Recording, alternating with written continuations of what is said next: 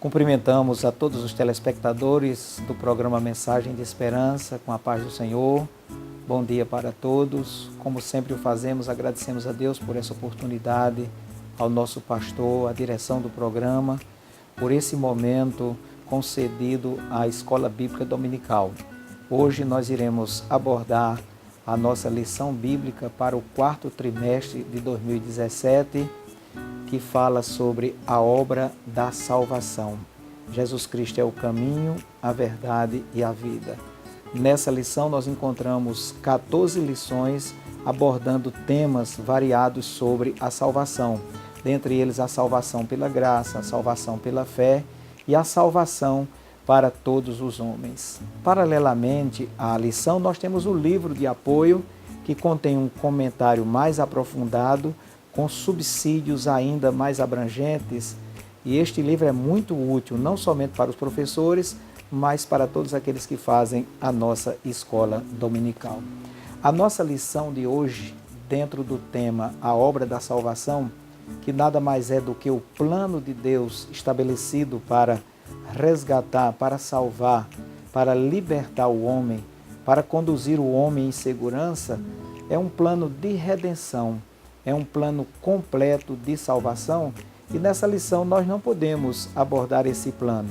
Todavia, dentro desse contexto da obra da salvação, de todas as ações que foram empreendidas, realizadas apenas e tão somente pelo Senhor Jesus Cristo, que é o Salvador da humanidade, nós iremos abordar uma promessa de salvação.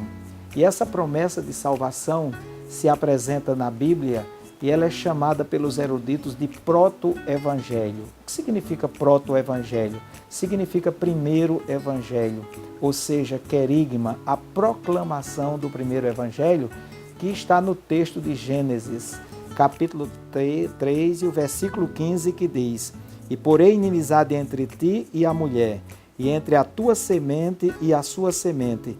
Esta te ferirá a cabeça e tu lhe ferirás o calcanhar." Pronto, aqui está a promessa.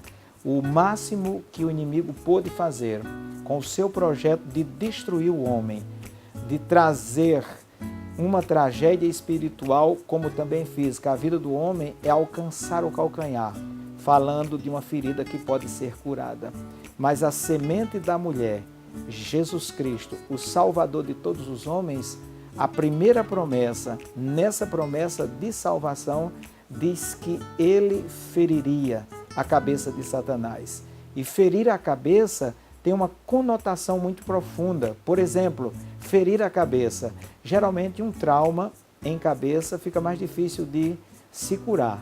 Quando a Bíblia diz que esta te ferirá a cabeça, está dizendo que o Senhor Jesus Cristo está com o seu poder neutralizando todo o poder de Satanás. Ou seja, para uma grande tragédia que ele tentou produzir, promover entre a humanidade, e até certo ponto ele conseguiu, Jesus se apresenta para ser a solução, para ser a redenção e para ser o Salvador de todos os povos. Nós cremos na salvação de todos os povos, de todas as pessoas que creem, que tomam posse, que se apropriam da obra redentora de Cristo na cruz do Calvário. E nessa lição que nós vamos estudar na próxima semana, dando início ao quarto trimestre do ano de 2017, uma promessa de salvação, eu até trocaria esse uma por a promessa de salvação. E nessa lição nós vamos encontrar o conceito de salvação, de salvare, de promover segurança, de luz, de trazer saúde, trazer firmeza. Então, tudo que envolve resgate, libertação, segurança, está envolvido nesse conceito de salvação.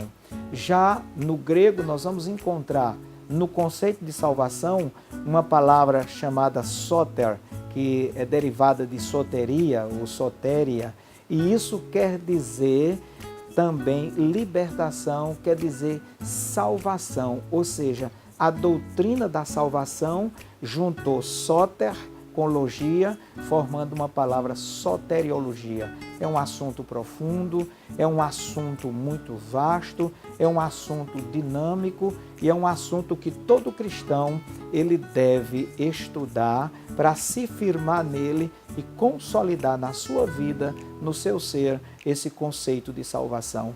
Salvação não é uma invenção do homem, salvação não é uma utopia. Tanto não é uma utopia que geralmente os religiosos eles se apegam a uma busca imperiosa pela salvação. Só que as religiões criaram meios de salvação. As religiões criaram fantasias em torno da salvação. As religiões criaram mediadores, intermediários para trazer a salvação ao homem. E as filosofias também entraram nesse campo que pertence única e exclusivamente ao Senhor Jesus, porque Ele é o único Salvador. Então, apenas pensando no conceito de salvação, nós vamos pensar agora na abrangência, na grandiosidade dessa salvação. A palavra de Deus diz que Deus amou o mundo de tal maneira que deu o seu Filho unigênito para que todo aquele que nele crer, preste atenção, todo aquele que nele crer, não pereça, mas tenha a vida eterna. João, capítulo 3 e o versículo 16. O apóstolo Paulo, escrevendo a sua carta a Tito, no capítulo 2 e no versículo 11, ele diz: a graça de Deus se manifestou, trazendo salvação a todos os homens. Nos dias do ministério público de Jesus, em Mateus 11, 28, ele diz: vinde a mim todos. Então, a salvação ela não é excludente, a salvação é para todos. Entretanto, Mateus capítulo 22, o versículo 14, diz: muitos são chamados e poucos são os escolhidos, porque apesar da salvação ter um chamamento, uma voz universal, poucos aceitam Jesus como Salvador, poucos dão ouvidos à palavra de Deus. Então, essa foi a promessa feita no Éden. Para uma grande tragédia que foi consumada com a queda do homem, Deus providenciou nos tempos imemoriais da eternidade, que só Ele o sabe quando foi, Jesus Cristo, um grande Salvador.